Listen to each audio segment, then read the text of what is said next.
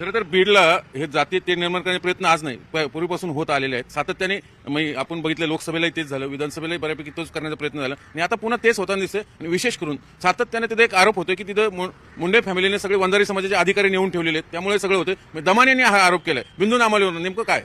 त्या दमनियाबाईंचा मला त्यांच्या बुद्धीची कीव करावीशी वाटते.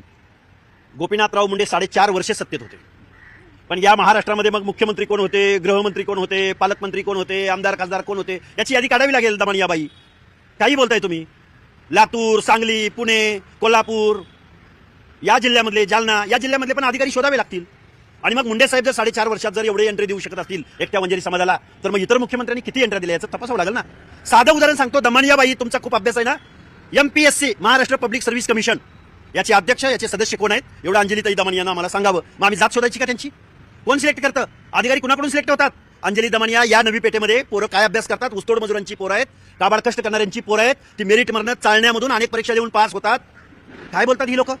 वस्तुस्थिती त्यातली अशी आहे, उलट हे जे आरक्षण आहे, एनटीटीला जागाच निघत नाही, कारण सरप्लस आहेत. हे बघा, मग ओपन मधनं जातात की नेमकं काय?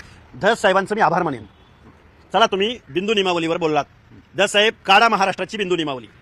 धस साहेब, खरंच मी आयोगाचा सदस्य असताना या महाराष्ट्राच्या मुख्यमंत्र्याला 4 वेळा मी पत्र लिहिलेली होती की महाराष्ट्राच्या नोकऱ्यामध्ये कुणाचं किती प्रतिनिधित्व आहे त्याची आम्हाला अधिकृत आकडेवारी द्या. नाही दिलं शासनानं. धस साहेब बोललाय तर चला बिंदू नियमावली महाराष्ट्राची शोधू.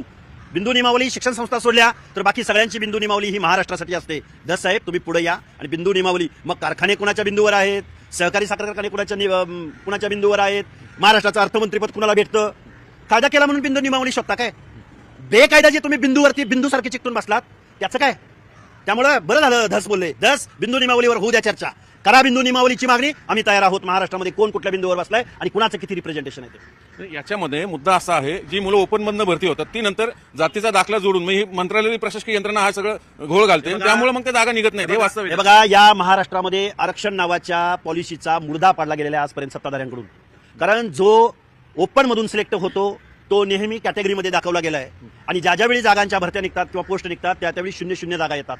मुलं ओपन मधून मेरिट क्रॅक करत असताना त्यांना आरक्षणामध्ये का दाखवलं जातं? जो ओपन एंट्री पॉईंटला ओपन असेल तर त्याला ओपन का काउंट केलं जात नाही? हा जो रोस्टर घोटाळा आहे महाराष्ट्रामधला, हा या महाराष्ट्रामधल्या ओबीसीचं आरक्षण उद्ध्वस्त करणार आहे.